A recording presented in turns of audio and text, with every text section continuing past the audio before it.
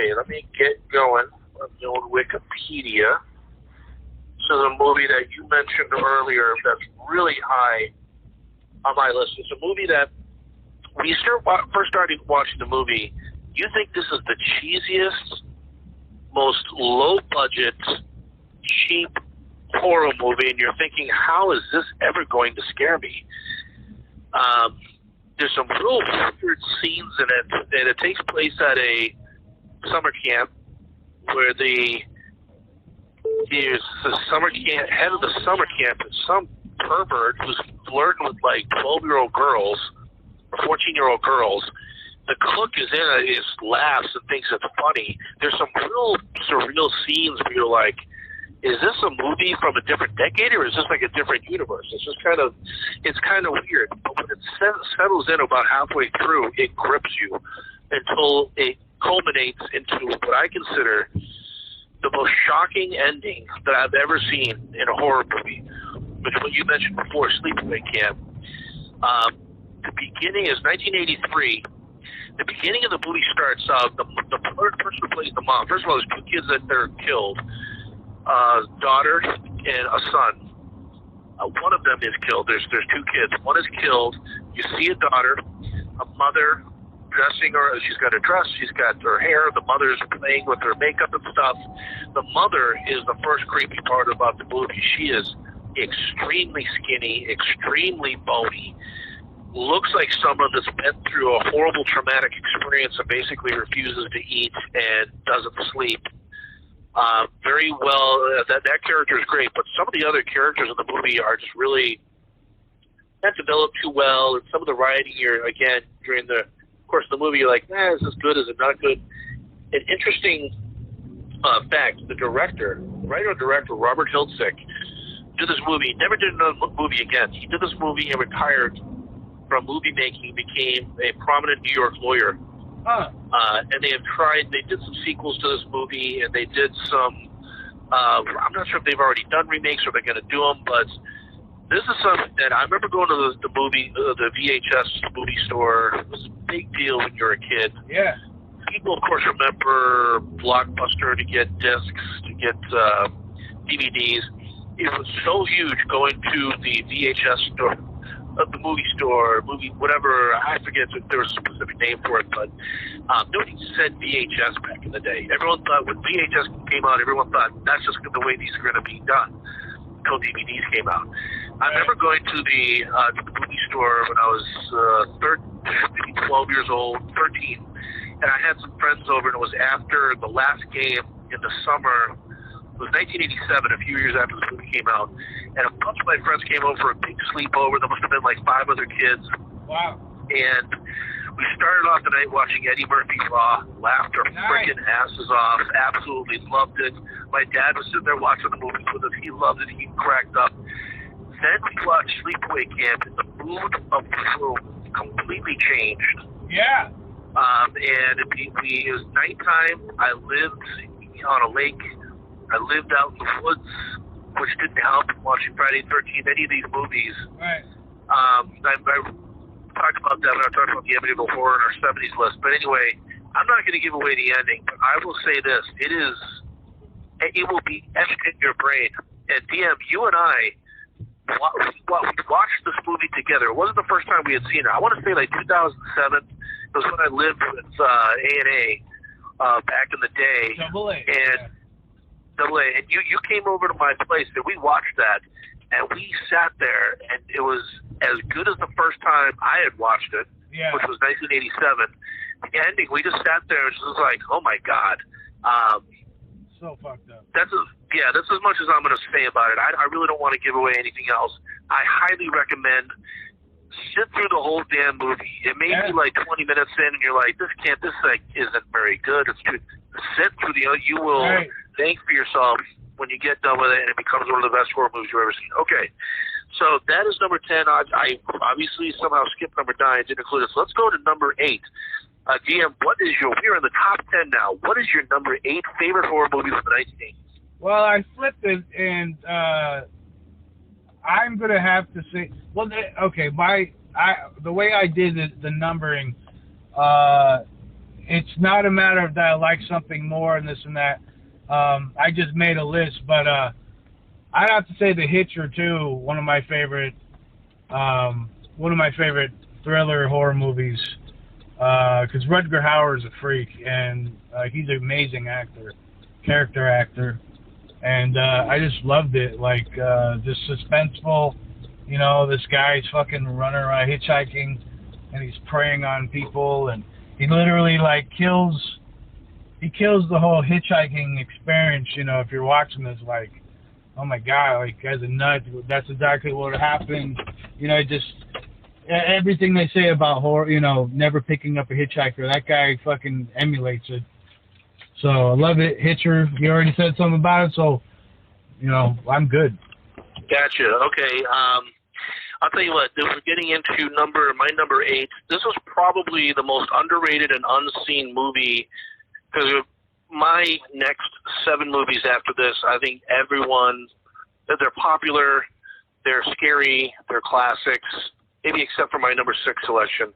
Number 8 is a kind of unknown horror movie that is so far up on my list, and I must have seen this movie 20 times. I've seen it recently. It's still awesome. It's called Hell Night. 1981, made by Tom DeSimone. I know that some of the people that work on this movie, the guy who directed Shawshank Redemption and The Green Mile and The Mist, is some sort of cinematographer on this movie. There's some great people that work on it. Peter Barton, who was in Friday the 13th Part 4, stars in this movie. The main star, of course, is Linda Blair. She plays a teenage. This is basically people going into a sorority. They have to stay in this abandoned mansion overnight.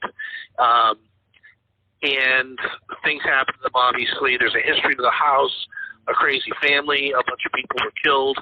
By the way, people don't think that a big mansion can be abandoned.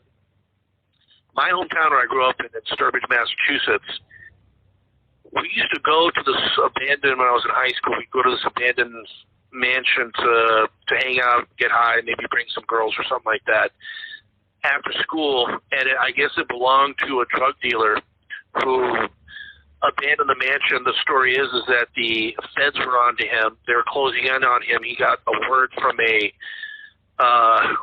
corrupt cop to get out of there, and he just up and left and went to South America in the 1970s. So in the late 80s and early 90s, well, mostly the 90s, we went to this abandoned mansion and walked all the way up and down. There was an old swimming pool in the back, Wow. and it was so cool to go through this entire mansion. And there was old record covers from the 1970s lying over. There's some things that the guy left behind, and you could tell people had gone into this mansion and partied on out. So this to me is completely believable, even though it's a very well manicured sort of maze to get to the mansion. I can't say enough about this. It is a total movie fraught with all kinds of suspenseful scenes. Great soundtrack. Let me see if there's anybody else. It's this great gothic old house that they use for this tremendously high gate. If you remember the guy from 8 is Enough, Dick Van Patten, the love Old him Father. too. Great actor. Yeah, his son, Vincent Van Patten, is in this, and he's damn good. I don't know why I didn't end up hearing about him too much more after this movie, but he's fantastic. There's this great too. One of the other main cast members is this British girl who I actually looked her up on IMDb. She didn't do a damn thing. I think she went back to England after this movie and left L.A. Suki Goodwin plays Denise Dunsmore. She's great too. Nothing but like kids getting high and drinking. There's some really good special effects in this movie. Because it's made in a mansion, there's a great, of course, main character is the killer. And by the way, there is a little bit of a whodunit to this. So as you're going through this, as you get to the very end, you realize that you didn't know who was doing the killings, really, and it does specify, but not till the very end. Again, this is such a tremendous, atmospheric, great cinematography movie that really sets up. It's about as good. You talk about an old haunted house. that's not really haunted, or at least not by dead spirits, this is about as good as it gets. From beginning to end. I remember seeing this movie again, VHS style. We got it from the movie store. My whole family, my mom, my dad, me. We sat down and watched it on a summer night. Maybe when I was 9, 10 years old. All of us, even my parents, were gripped to the movie, and they were just like, wow, and just like on the edge of our seats during the whole movie. Nice. I believe you can see it for free on YouTube. You gotta see it. If you are a horror movie fan, you have to watch this movie. You have to, and that's all I have to say about it. Cool. So, Deanna, let's go on to number 7. What is your number 7 selection for your horror movie? Evil Dead 2. Excellent. It's classic. I would put it also. It's a great horror movie. I like it's scary, but then and I like the special effects. I like the cinematography. It's low budget, but it's great because it's like it would be ruined if you made this like a over the top high budget movie. Great, Sam Raimi's classic Bruce Campbell. Just great story. It was like my first exposure to the Necronomicon. Spoiler alert! That's in the movie of the book. That's a H.P. Lovecraft reference. The way the demons look, spoiler alert. Classic. The voice changing of the demons. The small house in the cabin, in the middle of the woods. What else? It's classic where he's like, I love it because the main character, he snaps the fuck out and attaches a fucking chainsaw to his arm and, gets a shotgun. And it's so over the top. I love it. But the scene where how they film the demon, how it comes alive and how they, they film it from its perspective and how they, how they scored the sound was like new to me. Like it was exactly how, I felt there was if there was demons or how they sounded, if they spoke, that's exactly how, I would imagine them, just real off, like tonally just deep and just sounds like a record, like a slowed down record when you had back in the day. Yes.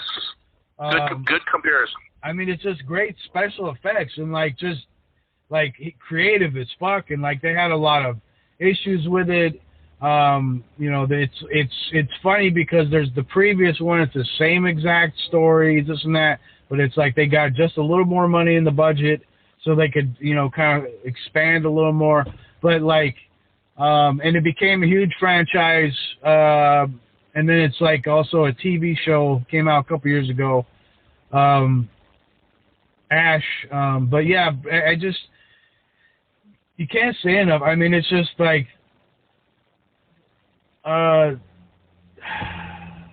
it's just a good movie. The when they get cut off, I think they use, I want to say they use a bit of claymation, or they use, there's all these different effects they use in different styles in it, and it's just great. It takes place in Michigan, where he's from. He's a big Michiganer. Sam Raimi and Bruce Campbell. I don't know. It's just great. I don't know what else to say. It's just it's one of those movies, and it's one of those horror movies though too that it's also regarded as a great. You could study it for filmmaking because they do so many classic things, of how they filmed it and everything. So yeah, I just love it. As soon as I can. I want to get the cover, tattooed on my arm, the skull with the eyes in it, because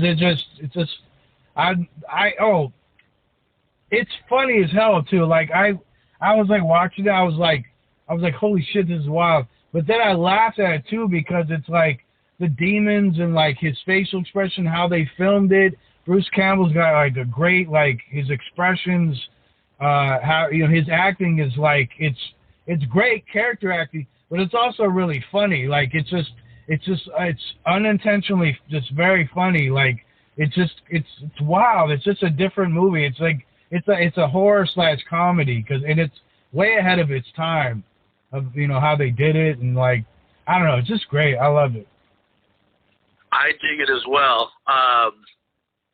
Yeah, Evil Dead 2, big time. So that's number 7.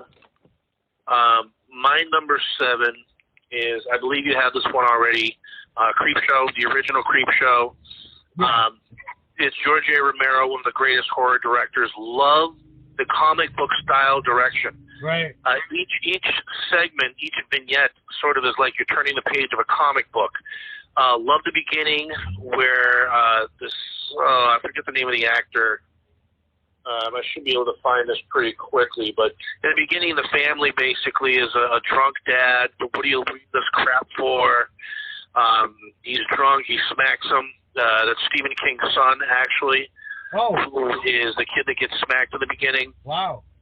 Such cheesy, great special effects. This little skeleton ghost comes to his window and goes, yeah. And he looks at him and he smiles, and it's basically this like science room, if you were like sophomore year science room skeleton.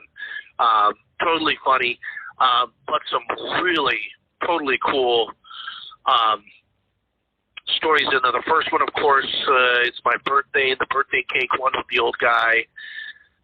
Love that one. Young Ed Harris plays the boyfriend of the daughter of the mother, who's basically the inheritor of the fortune, of the family fortune. Ed Harris is fantastic. There's a great scene of him going out to smoke at somebody's grave site. There's some tremendous actors in this movie. The second one, of course, is something about this green virus that spreads from a meteor shit. It's Stephen King stars in the second one. Very, very funny. Stephen King obviously doesn't think much about kind of redneck America, I'll say, white trash America. Love the way he portrays them. The third one is great. It's called Something to Tide You Over. It's got Ted Danson right before he joined Cheers. He's in it. Leslie Nielsen before he did the Airplane movies. Wow. Is fantastic. He's not playing a comedy role either. He's great too in that short story. Something to Tide You Over. A fantastic scene of Ted Danson underwater, where the water he's buried in the sand, and the water is all the way over his head, and he's blah, blah, blah, blah. I mean, it's a great scene.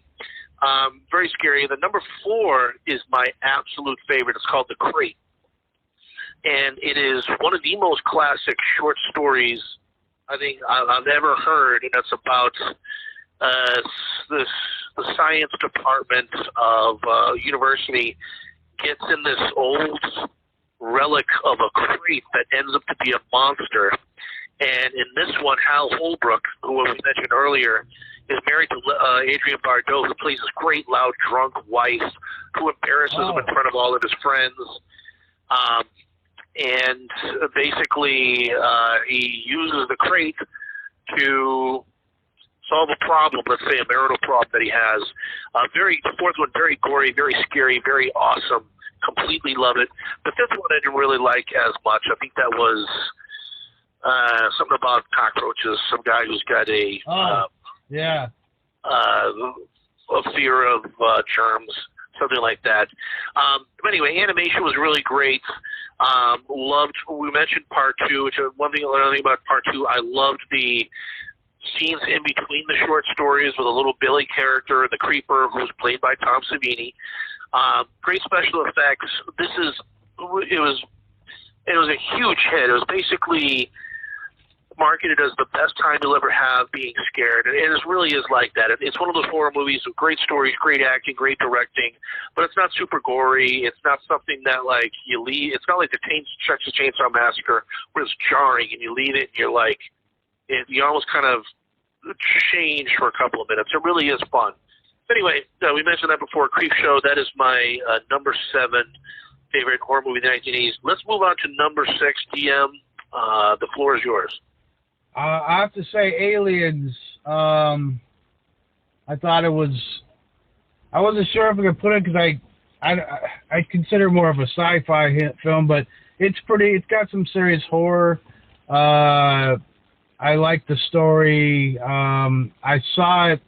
My friend's mom took my friend and I, and when I saw it, and it was I didn't see Aliens the first one, but this was my first introduction into the franchise, and it was pretty good. I thought it was fascinating the way it looked, and the whole thing with the xenomorphs and like the acid blood and the tiny mouth shit, and I loved how Sigourney Weaver was a badass in it. She didn't like scream and yell. She was like, "Fuck this! I'm gonna fucking take care of this." And then like, right. I believe, isn't it where she goes on a ship and it's a vessel that holds prisoners, right? No. Sorry. This one is great. It's one of my favorites. It's the first time I'd ever seen. Great cast. I think that's the third one where there's prisoners. Okay, yeah. Sorry. The second one's great. Love it because I love the Marines because it was like the first time I'd seen like a futuristic film, and it's still like it is now. Like it seems pretty like okay. It's got technology. It's in the future and all this shit, and learning about like sleep chambers and all that shit. But the other part of it was it introduces corporations to me and being behind like the government and including in the military. And it was funny. Like it was actually pretty ahead of its time. Had a diverse. The Marines were all diverse. Like it was. There was like. Men, women, it was racially diverse. It was all this like experience, new experience to me. Dominant female characters.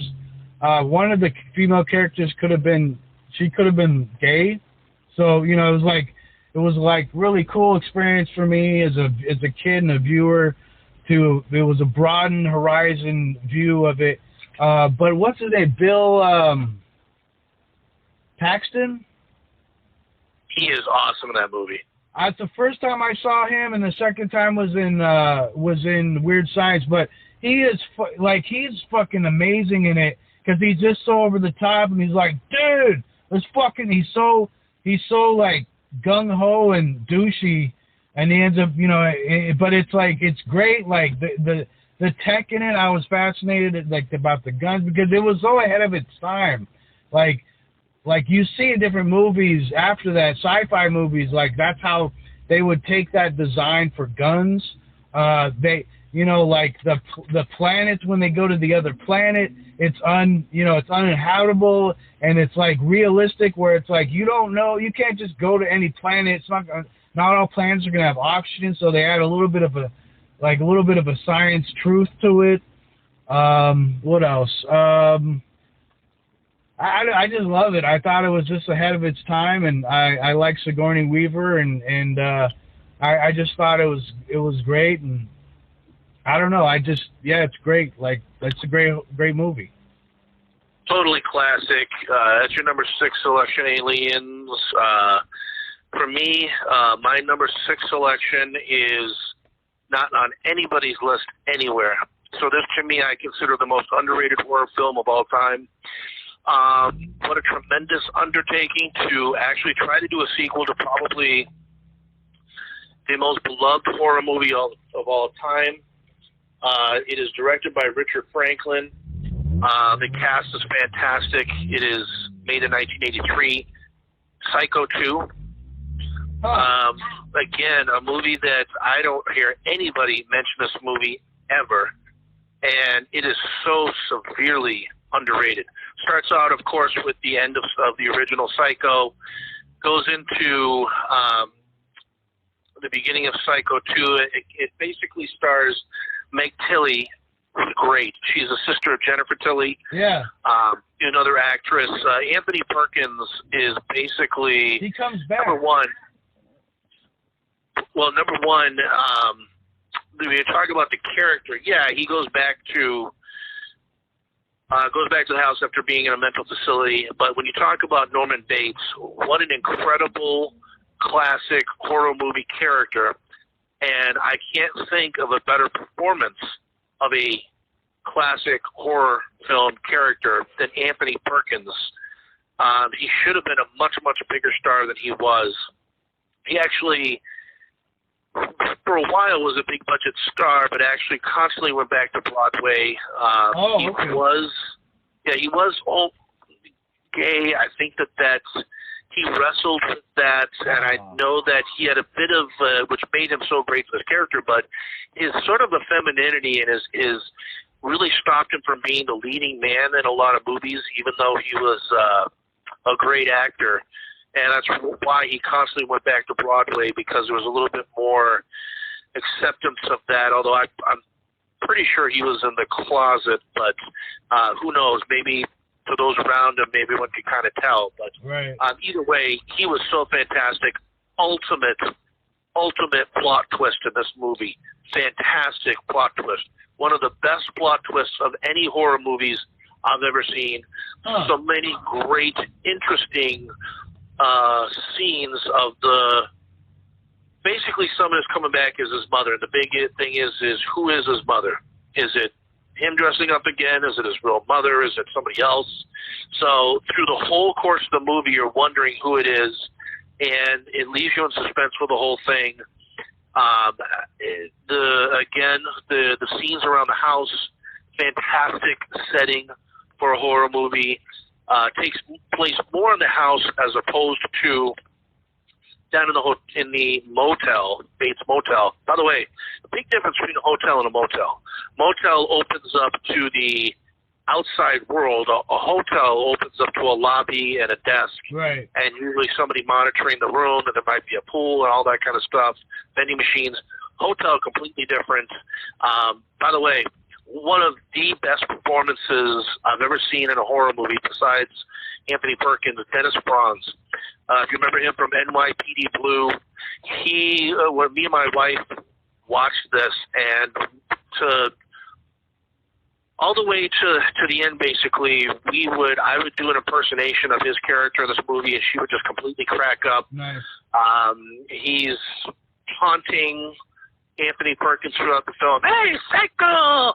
Hey, why don't you come over and kill me, Psycho? Hey, I'm here, I'm drunk, I'm coming back to myself. Hey, you freak! Hey, freak show! Yeah, I'm trying something, you freak show! It's like, the guy's gonna spoiler, he's gonna die. But he is so good in that friggin' movie, and I guess that's about all I can say. There's a couple of original cast members from the original movie that come back for this movie. But again, I'm not going to give away too much more of the plot. You got to watch it. You have to watch this movie. Psycho 2, 1983, of course, an unbelievable score, musical score. Can't say enough about it. One of the best horror movies ever made, period. Wow. TM, what is your number 5? We are into the top 5. Right. Guys, you made it this long. You've got to hear our top 5 selections, best horror movies in the 1980s. DM, Rocket Ship Universe to Horror Kingdom Heaven. Let's go. What is number 5? Halloween 2. Oh, interesting. Okay. It's just like a continuation. Michael Myers, it scared me. Just great movie. Classic John Carpenter again.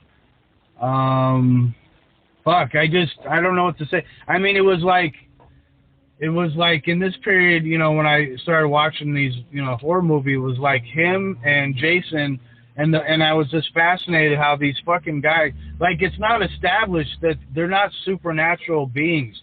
They're just fucking like, there's just the premise, like, they just can't be stopped, and they're fucking huge. I compare them because it's like they both have like masks. They both wear like full body suits. They both like, you know, Michael Myers uses a culinary knife, like, you know, huge knife. Jason uses primarily a machete, but they're both like just these giants, and they're just unstoppable. But yeah, Michael Myers is fucking scary. It's just a continuation. You get more background, a little more background. The town is like, you know, he terrorizes the town. It's just a continuation from the first one, and it's just classic. Yeah, I gotta tell you, I didn't have this one on my list, but I probably should have. When I was a kid, I do have to go back and see this movie again. When I was a kid, I loved it, actually, to be honest with you, almost as much as the first one. Very scary. He goes through, I remember when he goes through the hospital to go after Jamie Lee Curtis. Some very scary scenes. It was meant to be, of course, the very last Halloween movie. If you see the end, you know why. Again, spoiler, whatever. But I looked at the Halloween franchise. I looked at the Friday the 13th franchise. Now, to be honest with you, I think Friday the 13th has many other good movies besides the first one. Right. Halloween, to me, is kind of slim pickings. After the first one, the second one is very good. I actually liked the third one. They originally, when they were doing Halloween, much like Friday the 13th, they meant for the first one to be the only movie, and what they wanted to do is have, especially for Halloween and Friday the 13th, on both of those dates, they wanted to release a new movie maybe every year, at least every other year, with a different plot, right, and different characters. Only because Friday the 13th was so popular with Jason that they said, we got to bring him back. Right. And again, with Halloween, with Halloween 3, they tried this Halloween setup with masks that control kids, and, right, and I thought it was pretty good. Actually, technically, it was directed by the guy who plays Michael Myers in the first movie. Oh. He ends up being a filmmaker who makes not Starman, he does The Last Starship Fighter. Oh, wow. I think his name is, yeah, The Last Starfighter. Nick Castle, I believe, is the guy's name. He did plenty of other movies besides horror movies too, but he is a talent. And of course, you have Part 4. They just decided to bring Jason back, and I think those are okay. They're not on my list, but so yeah, I agree with you. I do think that I'm going to go back and watch Halloween 2 again, because I do think it is a very good suspenseful horror movie, and Michael Myers, classic, amazing character. Yep. Okay, so we got number 5 for me. We're getting into the top 5. I'm surprised that this movie was lower on your list, because my top 5 is almost kind of interchangeable. I almost think this could have been not one. My number 1 is a clear cut. Nobody's even close. But number 2, this could have been number 2, just as well as number 5 on my list. Without a doubt, no other movie on our list even comes close to the beautiful cinematography, the high up airplane or helicopter shot scenes over the landscapes of beautiful Colorado. We're talking about Stanley Kubrick's The Shining in 1980. Yeah. I think this was an amazing horror movie. I think it was actually I think it's considered to be underrated, believe it or not. Oh, wow. These days it's on everyone's list as like the top 5, whereas back in the day, people kind of went back and forth. Even Stephen King, which I don't agree with, he didn't like it as much, but I thought it was amazing, not only for the cast, Jack Nicholson, Shelley Duvall. We know the ending scenes, and him chasing them around in the snow. The amazing last scene of Jack Nicholson. And we were talking about a horror movie character and the acting job behind it. He is way, way up there. Scatman Crothers, I love that guy. I thought he was amazing in it. Yeah. Also, I want to mention some specific scenes, but the bartender, the guy who he talks to, he plays a drunk, and he goes and gets served by the bartender. Right. And that guy is fantastic. They're talking about a great British actor, just tremendous.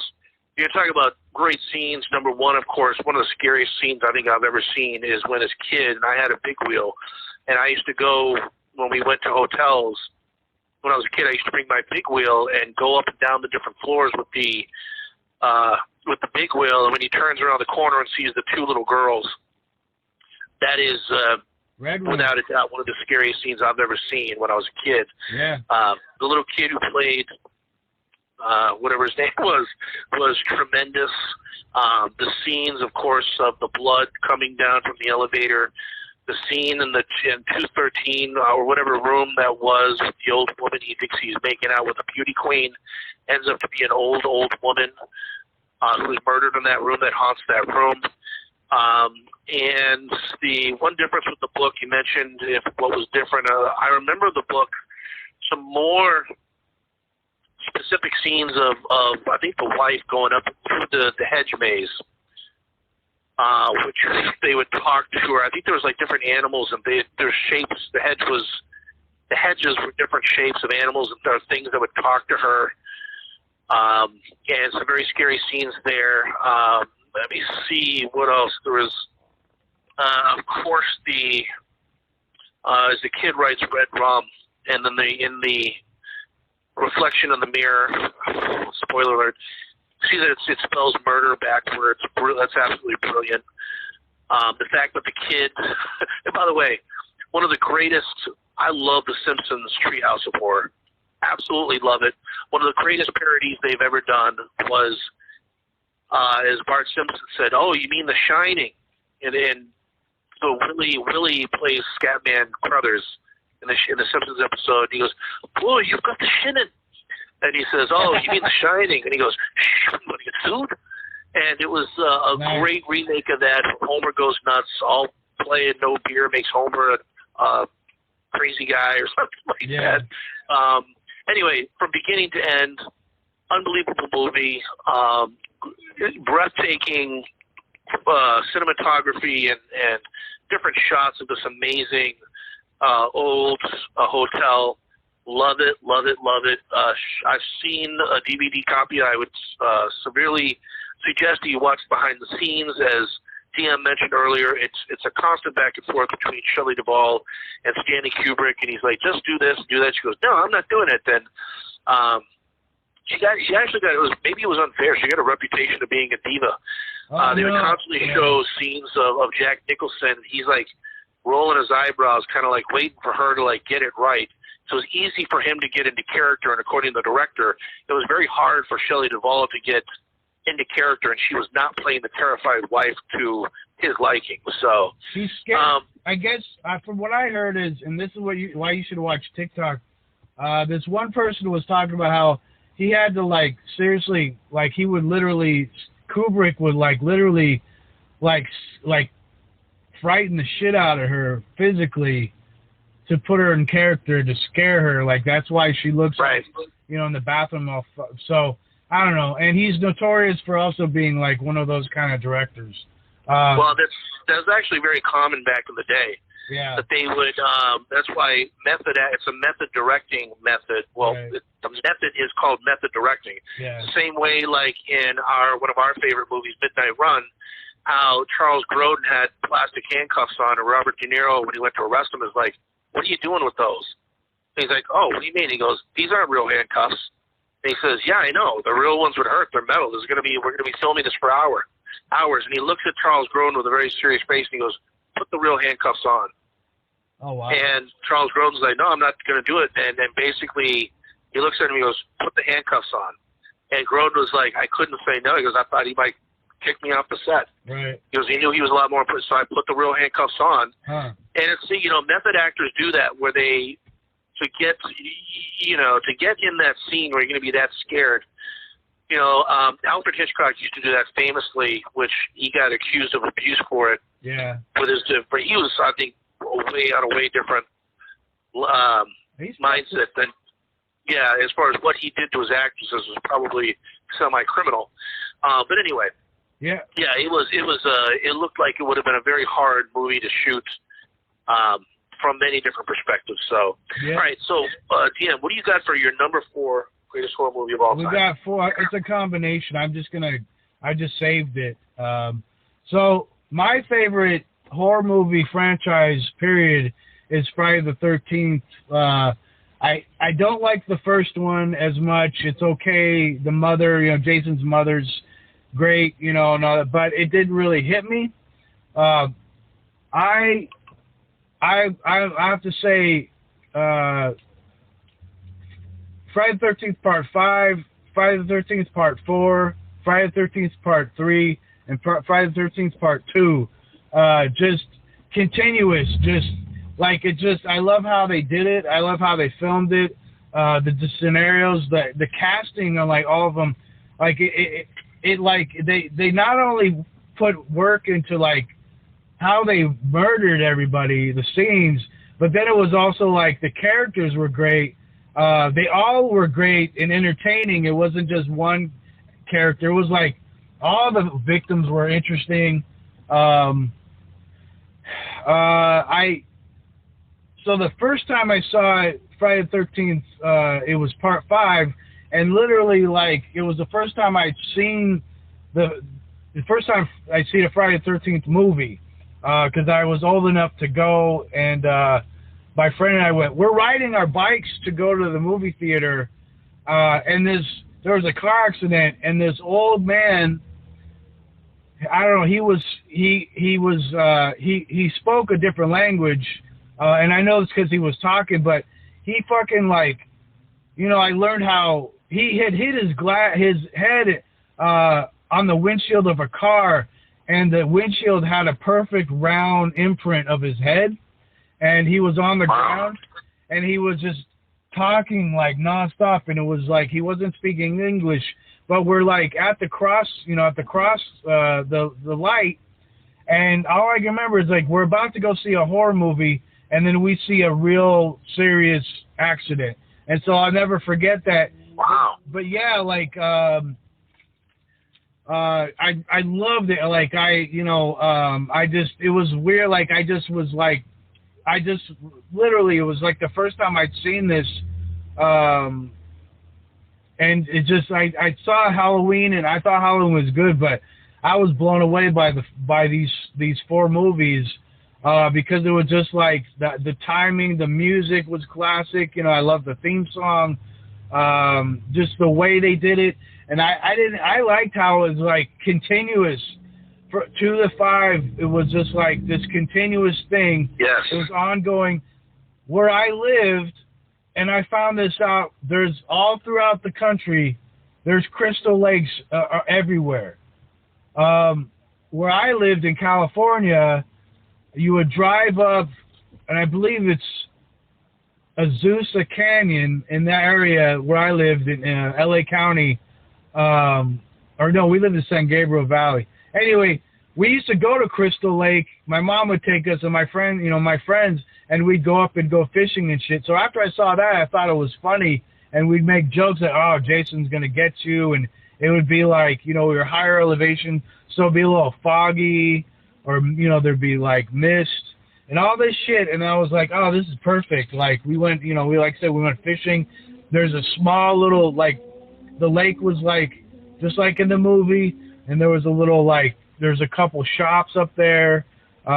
This is before I understood that, like, you know, there were, like, rural areas within where I lived. I didn't know that. But it was great. Like, just, I love it. That's another tattoo I plan on getting is of Jason's mask, because it just classic. Like, absolutely. Absolutely. It just, so many different ways they killed you, and it's like sick, but it's almost humorous how they do it. Like, you have the one guy, there was a black guy, and they use a reference of that scene where, like, oh, they kill the black characters first, but literally he's taking a shit, and Jason shoves a big post up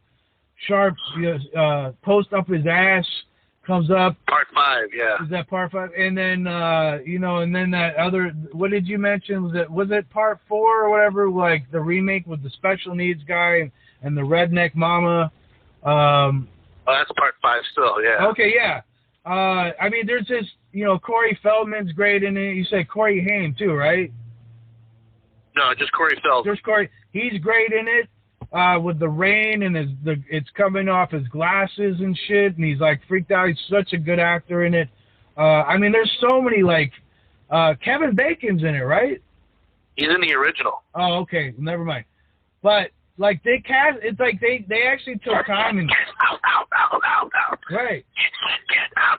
Like, the casting is amazing. Like, they just got, like, really great actors. It was like it wasn't like some horror movies, it seems like they just get anybody, or they get any actor and they just throw them in there so they just have a cast. But, like, this, they took time. Like, I just found it interesting. I loved it. Classic. I've loved it my entire life. I even at some point, and a lot of people hated it, but I like the remake. I like how they delved a little deeper into Jason, and like how they broke down how he could get to places so fast. But the originals, I like how mysterious he is and how quick he is, and like he's got a tool shed full of like fucking weapons, and just all of it, man. Like just he takes all the. It's not just a machete, man. He takes every gardening tool and like turns it into a weapon. Like literally hedge clippers, fucking whatchamacallit, the blade, the long, what's that thing called, the engine with the long sickle or something? Right, he does that, like fucking everything, and it just, turns into a situation. But yeah, I loved it. And then, they start to turn him into, he's a demon, he can't die. But like, yeah, I loved it all, man. I fucking thought it was great. And some of it's funny. Like, some of the characters are funny. Some of the scripts, like, when they're writing, it was like, they put a little humor in it. And I don't know, man. He's my favorite. Real quick, I noticed that Nightmare on Elm Street is not on our list. It isn't? No, I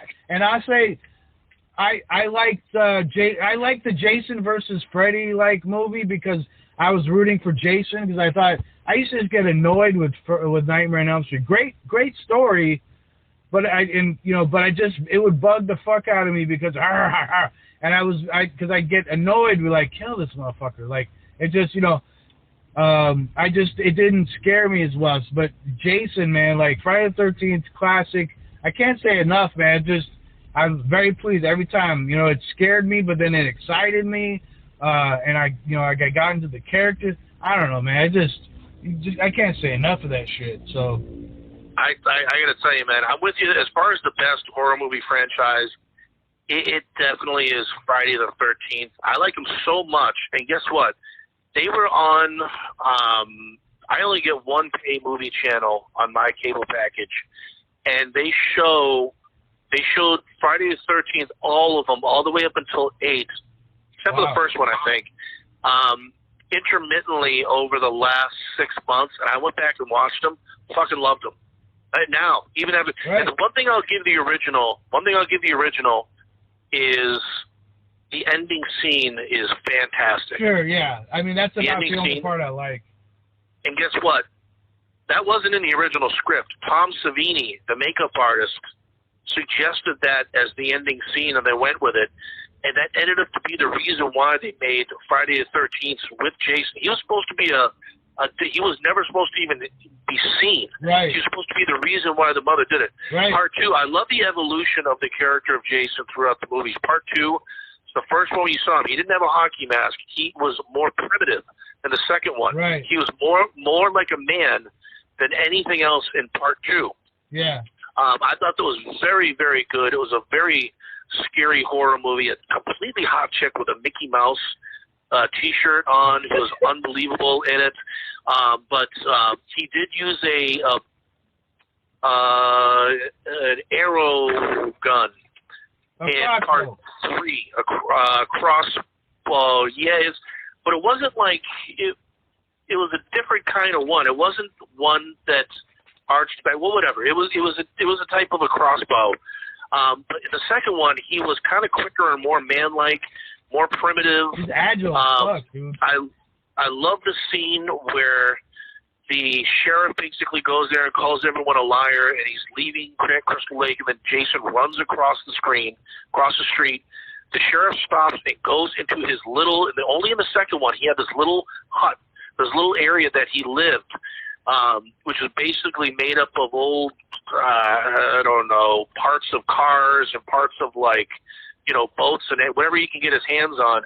And the mother's head was right in the middle. And the sheriff goes in there and he's like, holy shit. And then Jason gets him from behind.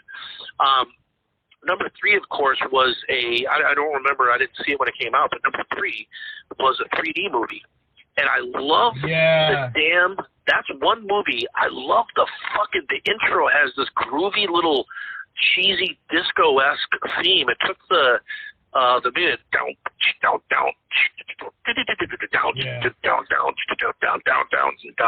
It was so fucking cool.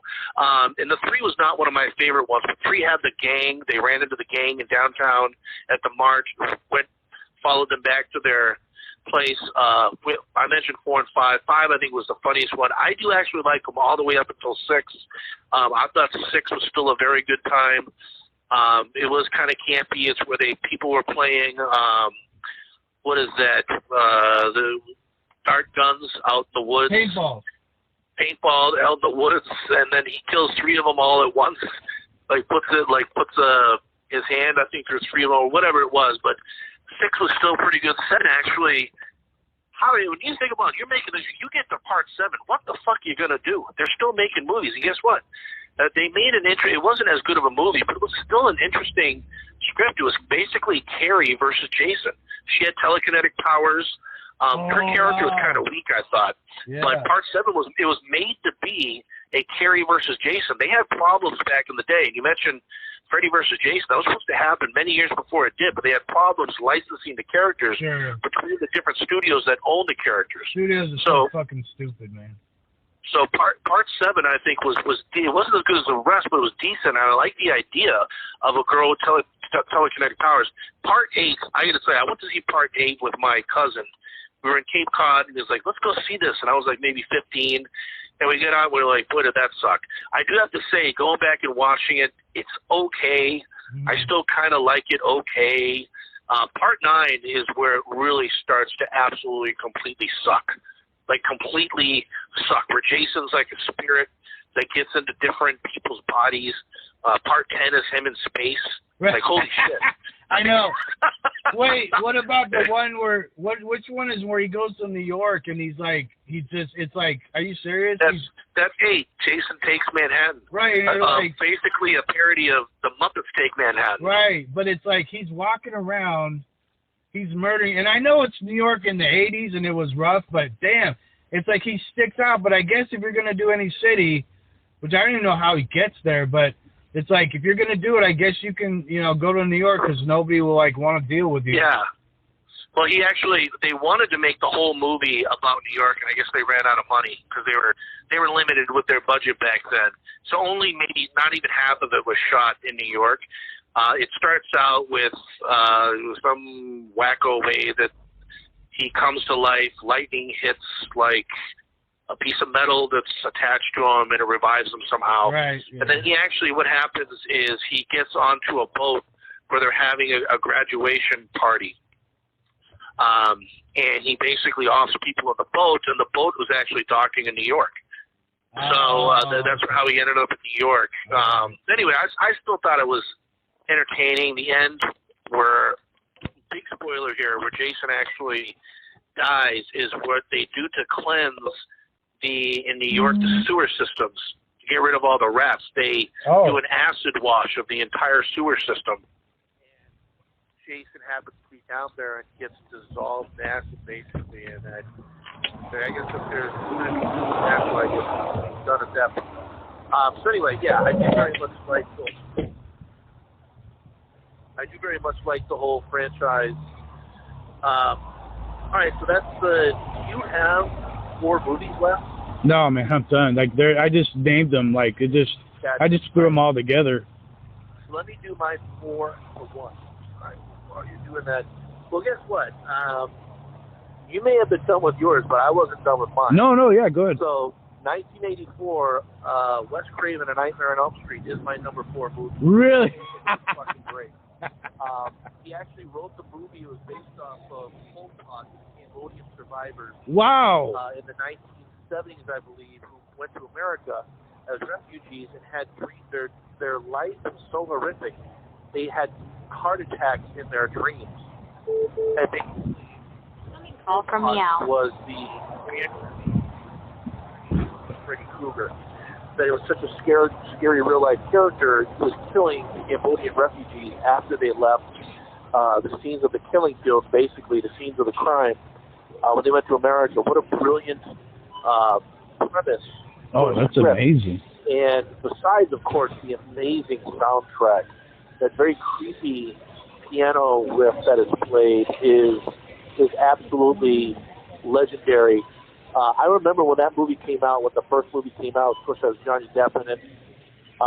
Great cast. Yeah, great cast. When that first movie came out, it really, I think, set a new bar for horror movies. When you talk about Texas Chainsaw Massacre and Halloween and Friday the 13th, when that came out, I swear to God, there's people that were like, that's the scariest one out of all of them. Huh. And some of the fantastic scenes, of course, the first girl that gets killed, who was in Better Off Dead, one of my other favorite 1980s movies with John Cusack. Yeah, that's going to be on our other list. Cusack, which was on his girlfriend at the beginning of the movie that pined for through the rest of it. She played the first murder victim, and her going around school in a body bag when Heather Langenkamp was dozing off her in class. Absolutely classic. Let me see what else about that movie. The ending was absolutely horrible. Yeah. I remember that very last scene that was incredible. And the special effects were horrible. I do very much like Freddy Krueger's character. Again, though, as far as the horror movie franchise, they really got weak after the second one had this great first scene. After the first scene, it's really weak for the rest of the movie. I almost put part 3 on. Hey man, what are you doing? Oh, I'm in the store. Good. Part 3 is Warriors. That's something that actually I thought was a very good movie. I almost put it on the list here. But I did great theme song, of course, by Doc and Dream Warriors.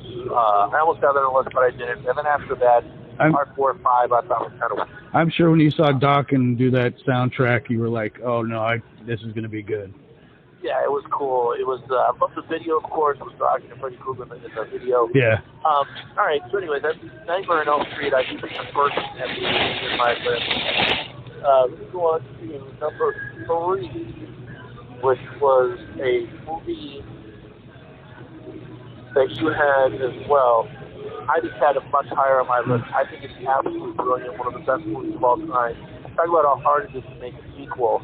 It's James Cameron, written and directed. James Cameron, of course, was Titanic, of the Terminator, of Avatar, made so many great films. Aliens, 1986, one of the most badass characters, played by Sigourney Weaver. The cast is tremendous. You mentioned about the girl that was Mexican, who was probably gay. In real life, actually, she was Jewish. It was like, how did I get picked to play this character? I don't know how she tried very hard. Oh, really? To play the character because the name I believe was Gomez or something like that. She's like, well, I have to play a little different character. Bill Paxton is beyond classic. We're done, man. We're done, man. We're dead. We're done, dude. We're done. Turkey pastrami on Ryan, man. No mayo. No mayo. And actually, one of the greatest parodies I've ever seen on Saturday Night Live back in the day was my favorite cast, which was Dana Carvey, Dennis Miller, John Lovett, Phil Hartman, and Victoria Jackson, and this other girl, too, who has since passed away. I can't remember her name, but she was tremendous. She played one of the Sweet Sisters. They did this fantastic parody where Dana Carvey plays Bill Paxton. Nice. And it was so great. Can you hear that? Yeah. Oh, sorry. I'm almost done. Go ahead. Keep talking. Sorry. Good. We got,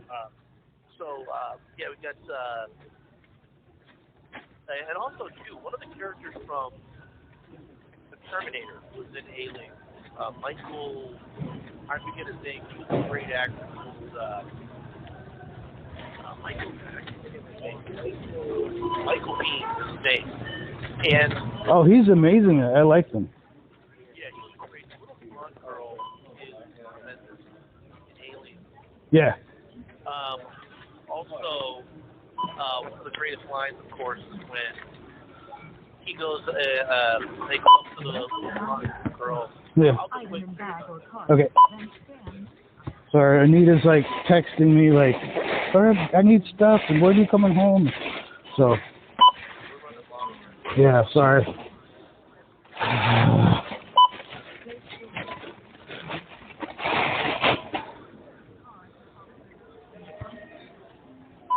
Yeah, I apologize, dude. I edit this shit out.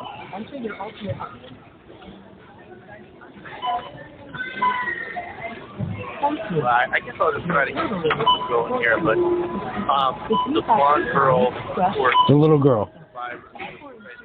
In it, one of the classic lines in that movie is when Bill Paxton's having one of those freak out scenes. Oh, we're done. How are we going to survive this? And basically, Sigourney Weaver looks at him and says, hey, look, this little girl has been here right. surviving on her own. Right. We can do it. He looks at her, and she salutes him, and he's like, oh, well, let's put her in charge then. Right. Fucking classic. And like you said, the futuristic cars, the futuristic weapons, a machine gun, a grenade launcher. Right. It's unbelievable. Has one of the greatest lines in the history of horror movies. Alien at the very end, the one that's reaching out the baby. Right. Let's throw the blonde girl, get away from her, you bitch. Unbelievable line. The movie just keeps going and going and going. Right. It is so good to the absolute very end of it. Yep. And I can't say enough about that movie. James Cameron is anything at all. No close amazing is Paul Reiser. Yeah. He convinces her to go. Yeah, and he tried to, of course, take her to the room so that she could get impregnated, to bring them back. Oh. You guys remember that scene, but yeah, it was unbelievable. Lance Henriksen, of course, the boss in Detroit. Right. He's classic too, man. I love that guy. Yeah, and then Aliens. Now, this is the thing that I need to kind of, my two of my two biggest ones, so I kind of need not have sound on the other side. Okay, great. Okay, I'm back. Okay. Cool, okay. So that's Aliens. I just saw it recently. That and the first one are so amazing. Don't like the sequels quite as much. Part 3 absolutely sucks. Absolutely is pathetic. I hate that movie. Part 4 I liked. Okay, and I do like Alien vs. Predator. I thought it was a fantastic. By the way, what I like about Alien vs. Predator, I'm so tired of seeing movies where where it's an unfair fight. These super strong, horrible creatures just kill the hell out of like weak, defenseless human beings. Yeah. I like to see monsters battle monsters. That's some of my favorite stuff. Okay, my number 2 favorite horror movie, and I'm gonna need about 10 minutes here to finish this. Okay. Because these two are my absolute favorite, and I'm gonna say quite a few things about them. Number 2, you do have this in your list. It is one of my favorite movies of all time. You and I have referenced this many times. Dead by Dawn is the slogan for it. Can't say enough about Evil Dead Part 2 when you talk about combining horror and comedy and just the macabre. The macabre, I think, is the best way to describe this. You have a max of like maybe 5-6 characters. The way that they made this so suspenseful and so great with a max of so few characters is unbelievable. These basically man-made special effects are out of this world, also known as practical special effects, which does have some claymation with like skeletal bodies moving around, and the laughing of the moose head on the wall. That's the shit that cracked me up, man. Oh God, the lines of him saying "groovy" after he put the chainsaw on. It was so fucking amazing. Bruce Campbell's performance was beyond awesome. Him and Sam Raimi make an ultimate combination. The like you said too, the scenes where the dead are approaching the living, and it ramps up into the sort of intense music where it's like oh, and it gets more intense as they. It's a sort of like a crescendo type thing as it's going after the humans. It's a very non-human sound. There's nothing more that angers me more than some sort of beast with a human-like voice. Hate that. So the other thing too is, like you said, the claymation. It reminds me of the old Sinbad movies that I used to love, where like love that guy. would come to life, or a saber-tooth tiger would come to life. Clash of the Titans, man. It's like Clash of the Titans. Amazing. Love it. Absolute classic. Love that type of. I really super miss that type of special effects. Let me tell you something. I can't stand these days that I see lists of the greatest horror movies, and they will have the first Evil Dead ahead of the second one, which is completely twisted and opposite. Even Sam Raimi said, look, if I ran out of money, because if I had enough money, the second one was the Evil Dead movie he meant to make. He just had 3 times as much money budget to make that movie. I remember seeing the theaters with my dad when I was a kid. He was like, wow, that was fucking cool. And he loved it. One of the most intense scenes, which was duplicated in the second from the first movie, is when Ash, one of the greatest characters ever created, goes down in the basement. So first of all, they talk about the Necronomicon. I love the recordings. I love listening to the backstory of the guy that used to live there and how he got this book from out in the deserts in the Middle East, brought it back, and he goes, and he said that he buried his wife in the basement. Now, if you remember, the witch that lives in the basement is the most grotesque, horrific looking witch that I think I've ever seen, played by Sam Raimi's brother. Nice. Who was playing as Henrietta, was the name of the character, and it was one of the characters gets stuck down there with Henrietta, and I'm not going to tell you what happens. It is a magnificent scene. Last thing I'll say about Evil Dead 2 is I fucking love the end, how it sets it up for Army of Darkness, another great movie afterwards, which is not as much of a horror movie. It's much more of a, I don't know, like an old Dungeons and Dragons type. It's just fantasy. It goes from horror to fantasy. Totally. Total fantasy. But I loved it. And again, more of that claymation in Army of Darkness. I saw the remake that came out maybe like 10 years ago, I want to say, the original remake, which fucking sucked. Hated it. It didn't retain any of the good parts of these movies. Anyway, Evil Dead Part 2 is my number 2 movie.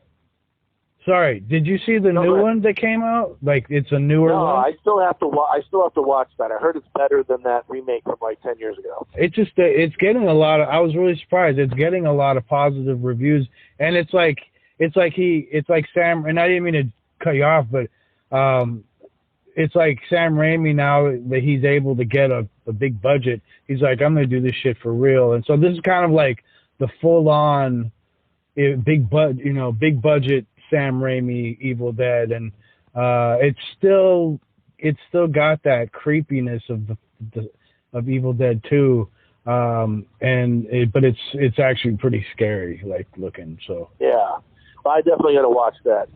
I really wish that Sam Raimi. I know he can't just keep doing the same thing over and over again, but hey, by the way, too, if you can always put your phone on mute if you're doing something. Well, we don't want we don't want it to bleed into, like, if I... Can you hear that? Something, yeah, I heard little beeps and stuff. Oh, so put your phone on mute if you're doing something. Okay, I'm going to do that right now, then. Okay.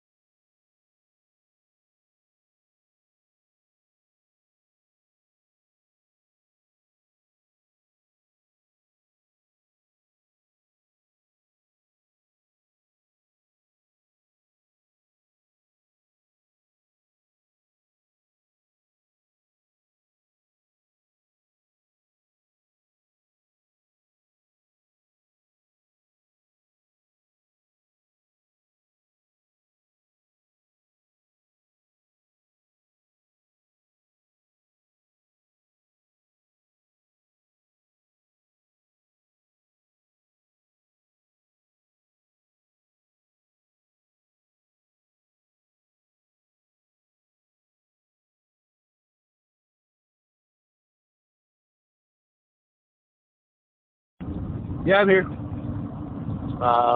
Okay. Well, let me see. I don't know if there's anything else I can say about The Thing. It was by far my #1 movie. And like I said, the more I go on, it's actually one of my top 5 movies of all time. I've got Jaws in there. I've got The Shawshank Redemption. My favorite is probably Goodfellas. The Thing, along with maybe Night Shift, 1982. Henry Winkler and Michael Keaton, Shelley Long. And I do love Midnight Run as well. And that's another one we need to do. We need to do we can do both, do separate episodes. But I think we should do our favorite movie list, each person. We could do that. All right, well, I guess let's see here. What do we have for a running time of this? Holy fucking shit. Yeah, dude. 3 hours and 33 minutes. We knew this was going to be a long one. That's why I said, how many do you have? And you said 30, and I said 30. I said, look out, there's going to be a very... I originally estimated 2 hours when we talked about 20 movies each. So with 30 movies each, that makes sense. All right, so that's it for us. Wow. We are going to go do something. I'm going to get off the phone for a while. I'm sure you are too. Yeah, man. On behalf of Dirty Mouth Morgan, I am Jesus. We are the Master Blaster casters. Bringing it to you. We will see you next time. Take care. Bye-bye. All right, thank you.